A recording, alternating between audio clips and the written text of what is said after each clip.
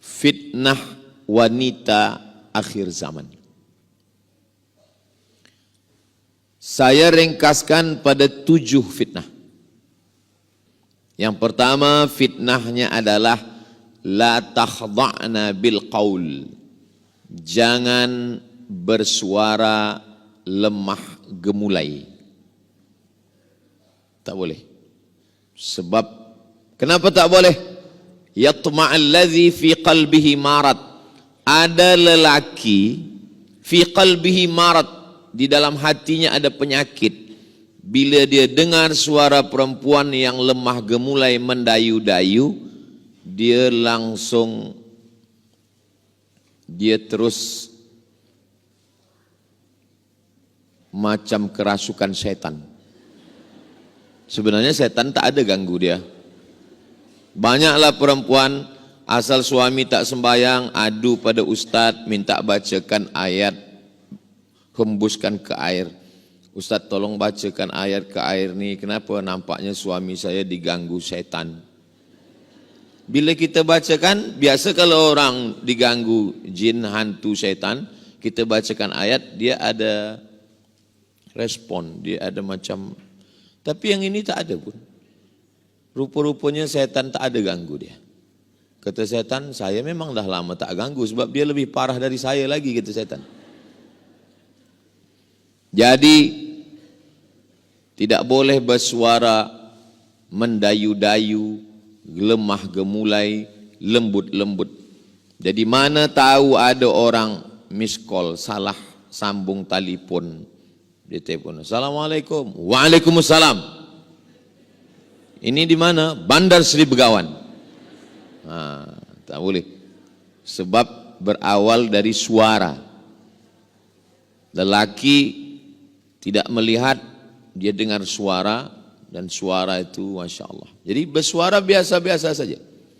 Tak perlu, ada suara ni macam berangin-angin sikit. Nanti saya sebutkan, macam perempuan pula bunyi saya, na'udzubillah. Jadi perempuan dari mula suara. Makanya ada setengah ulama mengatakan sautul mar'ati auratun. Suara perempuan aurat. Setengah, tak banyak. Nanti bila ada orang mengatakan, betul ke Ustaz Abdul Somad suara perempuan itu aurat? Kalau suara perempuan aurat, maka berdosalah saya dari tadi.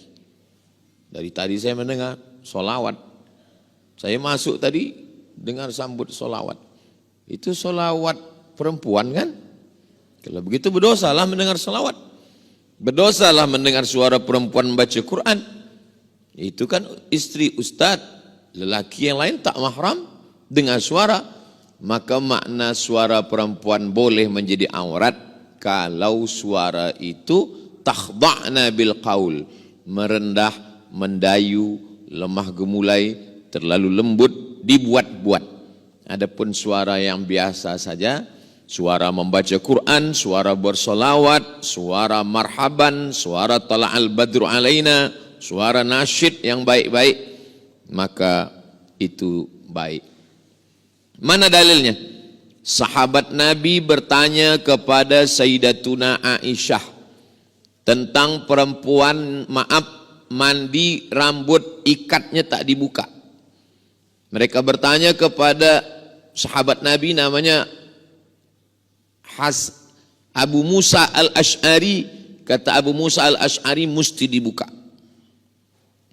Lalu dia ragu, dia tanya kepada Aisyah, Aisyah, wahai Ummul Mukminin, kami dah bertanya kepada Abu Musa al-Ash'ari. Kata Abu Musa al-Ash'ari mesti dibuka. Kata Sayyidatuna Aisyah, kalau dia nak cepat atau kalau dia susah, dia siramkan saja air basah pun sudah. Macam mana sahabat lelaki boleh mendengar suara Aisyah kalau suara itu aurat? Itu menunjukkan suara mengajar boleh.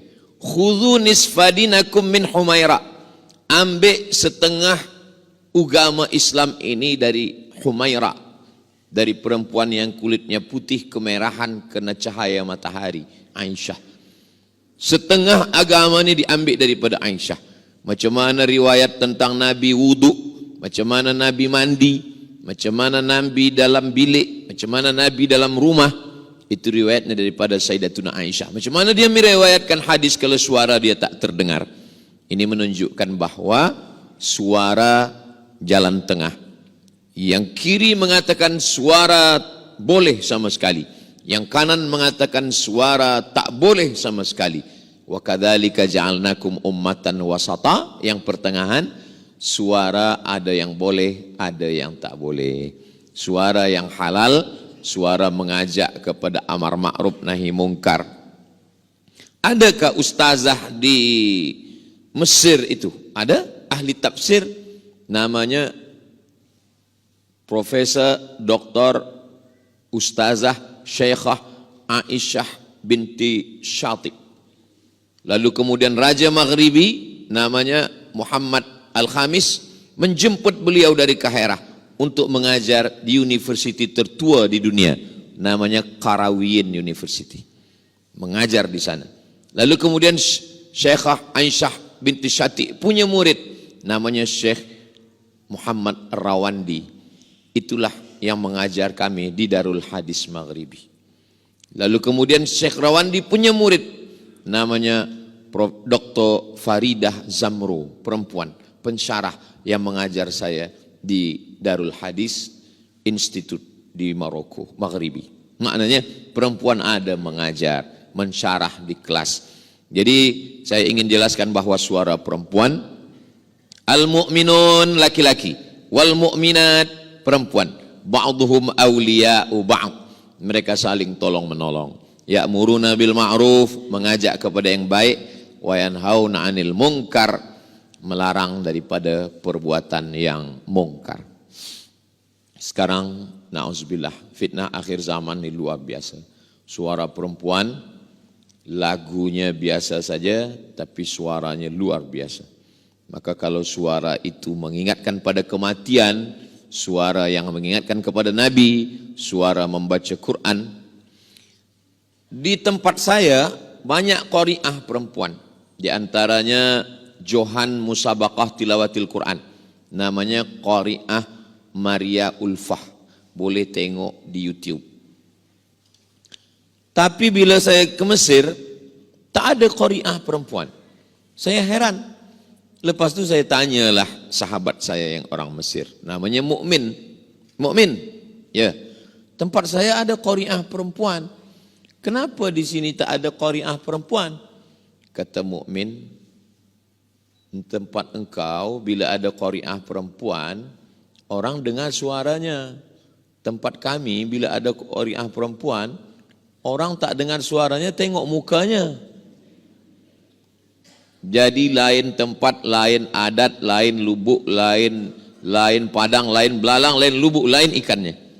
Nah, itulah mengapa di Arab jarang qari'ah perempuan. Sebab apa? Sebab mungkin adat istiadat. Sebab kebiasaan. Tapi hukum asalnya suara perempuan itu al-aslu fil asya al-ibahah. Hukum asalnya boleh, halal. Bila dia menjadi haram, kalau menyebabkan perbuatan maksiat. Bila dia menjadi haram, kalau memancing nafsu syaitan dan kepada yang buruk. Begitulah tentang fitnah yang pertama. Rasa-rasa dari penjelasan saya yang pertama nih, muslimat-muslimat semua pernah tak mendengar suara yang merosakkan umat? Rasa-rasanya yang saya cakapkan ini ada tak terjadi zaman sekarang? Alhamdulillah. Kalau yang saya khawatirkan itu bila saya tanya, yang saya sampaikan ini ada tak? Rasanya tak ada lah Ustaz Somad. Bila rasa ada, berarti rasa yang saya tahu, yang saya rasakan, yang saya sampaikan ini rupanya terasa juga oleh jamaah. Baik suara penyanyi, atau suara reporter, atau suara pengacara, atau suara apapun dia, kalau menyebabkan terbukanya pintu perbuatan maksiat. Bagi lelaki bila dia dengar, dia matikan. Sebab apa? Sebab itu pintu masuknya setan. Setan itu, kerja setan itu macam menengok api di lalang kering. Bila ada api, baru setan kerja dia mengkipasnya saja. Kalau tak ada api dia tak boleh. Apinya itulah suara perempuan itu. Bila ada suara itu, baru dia kipas. Makanya bila ada api, kita siram lekas dengan air, padam. Selepas padam, setengah mati setan mengkipas, dia tak akan. Sebab pintunya sudah ditutup. Pintu melalui telinga. Inna sam'a dari telinga, wal basar. Mendengar suara, ingin menengok. Selepas nampak, berfikir. Inna sam'a pendengaran, wal basar pandangan, wal fuad hati dan pikiran. Dari telinga masuk ke mata, masuk ke hati, masuk ke pikiran, digerakkanlah kepada kaki, tangan, lisan, maaf, kemaluan semuanya. Maka ditutup dari pendengaran yang tak baik.